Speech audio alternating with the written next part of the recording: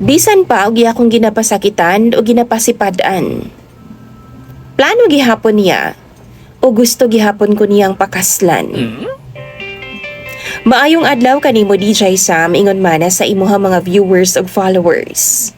Palihog itago na lang ang akong tinuod nga identidad. Tawagan na lang ko sa pangalang Nova. Taga Davao ra ko DJ Sam ug mangayo lang unta kog tambag sa inyuha. 5 ka tuig na mi nga live-in sa akong partner DJ Sam. Naami usa ka anak ug naapod siya'y anak daan kaniadto. Sa una, sa bag-o pa siya nanguyab nako, iyang gisulti nako DJ Sam, kung makauyab man daw siya, unta kana daw single mom. Kay parehas daw sa iyahag kahimtang DJ Sam ba, ug makasabot daw sa iyang sitwasyon. Pero, diyang nakaila na daw ko niya, nawa na daw to sa iyang hunahuna.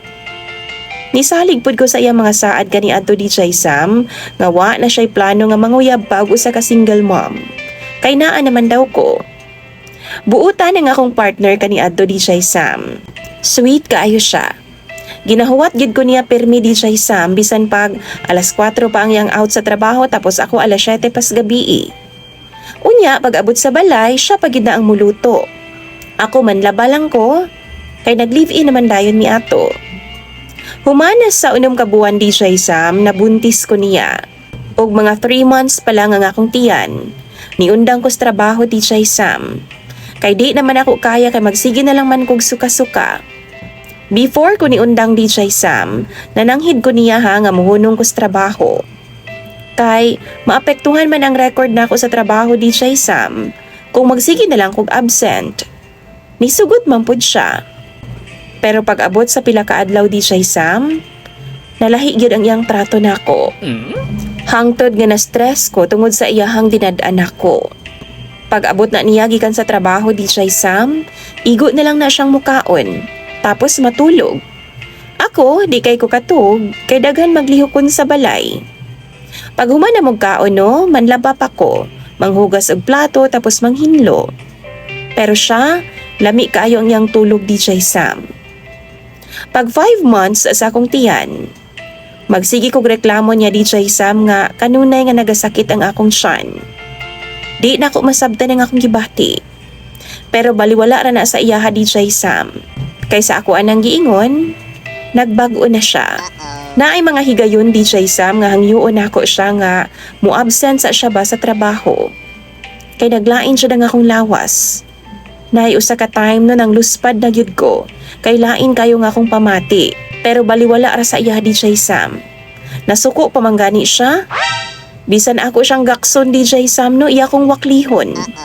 Tapos, pagtunga-tunga sa gabi ana no gitabangod ko sa mga silingan ay. Kay nangayo naman kog tabang nila kay nagsuka kog dugo DJ Sam. Niuli pud siya. Pero kaluy-an sa Ginoo wa man pud noon ko na admit ni ato nga time. Kay kato nga panahon, pait kayong among kahimtang. Magsudan na lang gani mig asin DJ Sam. Bisan na ako'y gusto kauno no nya buntis pa gyud ko, di gyud ko mangayo niya kay masuko man siyag pangayuan. Muingon man na siya DJ Sam. Ngano bitaw ni undang kag trabaho? Ug wa pa ka ni undang, makaon unta nimo imong gusto. Mao na muhilak na lang gid intawon ko sa tago DJ Sam. Hangtod nga nagsunod-sunod na ang among away DJ Sam. Bisag wa ko'y gibuhat, mukalit raman siya kasuko nako. Hangtod niabot ang adlaw DJ Sam nga lain na pud kayo nga akong paminaw. Gigakos na ako siyag taman-taman, tapos giingnan ako siya. Ayaw sa duty karon lang, kay lain jud kayo nga akong paminaw. Nagtuyok na jud ang akong pananaw ni adto nga time. Iyaharaman ka akong giwakli DJ Sam. Alas 6 pa to sa gabi pagwakli niya sa kuha. Nakuyapan ko og pagmata nako DJ Sam, alas 9 na sa gabi. Pagdaod-daod, labad kayo nga akong ulo. Sakit pa jud kayo nga akong tiyan. Misuka na pud kog dugo. Niadto nga time, pandemic pa jud to DJ Sam. Alas 11 sa gabi nanawag ko sa akong silingan. Patawgan ang iyahang supervisor DJ Sam, kay dili na gyud nako kaya. Gidakog hospital DJ Sam, ug pag-abot niya na-admit nako. Di ko pwede ibutang sa ward kay pandemic man niadto nga time, tapos buntis ko. Kinahanglan daw private room daw ko. Unya, giingnan ako siya DJ Sam. Pero kay baw mo, nasuko siya. Giingnan ko niya DJ Sam nga nung nag-inarte daw ko. Wa daw unta mi didto, kay di daw mi makabayad sa 1,500 pesos nga kwarto matag adlaw. Grabe kasakit sa iyang istorya ni adtong nga time nga akong gisalo. Natug siya DJ Sam, natug na lang pod ko.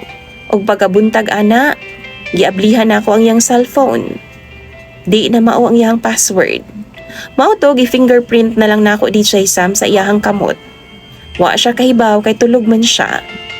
Pag-abli na ako sa iyang cellphone, niadto dayon ko sa Messenger. Kay plano unta na ako nga i-chat ang iyang ate. Kay mangayo kog tabang ba? Basin di ay mutabang ang iyang ate. Pero naay ni kalit og pop-up DJ Sam. Gikan to sa lain nga account DJ Sam nga mensahe. Mao to, gilag out na ako ang iyang Messenger. Giabli na ako ang laing account. Didto po na ako nakita nga naaday siya laing account. May gani kay pag-open na ako DJ Sam, naabli ra po dayon. Og naay chat didto. Bakit hindi ka man lang nagpaalam bago ka pumunta sa asawa mo? And then, nagpa-as if apod ko DJ Sam. Nga siya ko. Og nag-reply pa dayon ko. Dili na ko mailhan ang babae DJ Sam. Di na ako makita ang iyang tinuod nga dagway kay iyang profile man good. Flower man. Mao to ako siyang giingnan nga pwede ba nga mag-video chat me. Ana po siya pwede daw. Pero ang problema basin daw masakpan na sa asawa. Ako siyang giingnan DJ Sam nga nigawas ko. Ug naa sa taas ang akong asawa. Nagpalit kog sudan o nagpalit kog pagkaon. Ni okay po siya DJ Sam nga mag-video chat ming duha. Ako ang unang nagtawag sa iyaha. Pero giatubang na ako sa atop DJ Sam ang cam. Pagtubag niya na pa siya wait lang daw kay ayuson sa daw niya ang iyang buhok. And gi-cancel una niya ang tawag. Tapos taod-taod nanawag dayon siya. Pagtubag na ako DJ Sam gipakita na ako sa iya nga akong naong. Giyaw-yawan jud ako siyang taman-taman. Daghan kay may conversation DJ Sam bago miniabot sa punto nga mag-video chat ming duha. Hangtod nga nakamata ang akong partner ug akong gilabay sa iyang naong ang cellphone. Kato nga babae DJ Sam ka workmate namo to. Pero lahi-lahi mi og departamento. 38 years old siya ug usa siya ka single mom. Gikulatan na kog tama ng akong partner. Iya akong giingnan nga ibog daw kaayo to sa iyaha. Og di gyud daw to niya patulan DJ Sam kay lagi tiguang na. Siya 22 years old pa lang. Hangtod nga nakagawas mi sa hospital DJ Sam. Giingnan ako niya nga muuli lang sa daw ko sa among lugar. Kay lagi mo magyud ang among plano nga didto ko manganak sa amoa DJ Sam. Niuli ko, iapod kong gihatod. Adlaw-adlaw DJ Sam ginatawagan ko niya. Katong adlaw na sa akong pagpanganak, niingon siya DJ Sam nga mag-uli daw siya sa amoa ug excited pud kay ko nga makita siya. 4 AM iyang out DJ Sam. Ug ang iyang ingon muuli siya diretso sa amoa. Tapos mag-bus ra daw siya. Sa bus lang daw siya matuog DJ Sam. Kay upat man ka oras ang biyahe bago mo abot sa amoa. 4 AM nanawag ko niya. Nagsigirag ring ang iyang cellphone DJ Sam. Hangtod nag-alas 6 na lang sa buntag. Abi na ko nagbiyahe na siya DJ Sam. Unya 10 AM nanawag na pud kog balik. Kay basig duol na siya ba. Pero wa na mag-ring ang iyang cellphone DJ Sam hangtod nag 6 PM na lang. Dito na siya nitubag. Pagtubag niya no, sige siya dukdok sa pultahan. Og akong gipangutana nga nung sige man kag dukdok. Ana pa siya nawala daw ang susi DJ Sam. Siguro nahug daw to paghubo niya. Naghubo? Dapat 9 to 10 AM na siya sa amoa DJ Sam. Giguba pa niya ang pultahan kay nawa lagi daw ang susi. Mao to nangutana ko asa day siya gikan.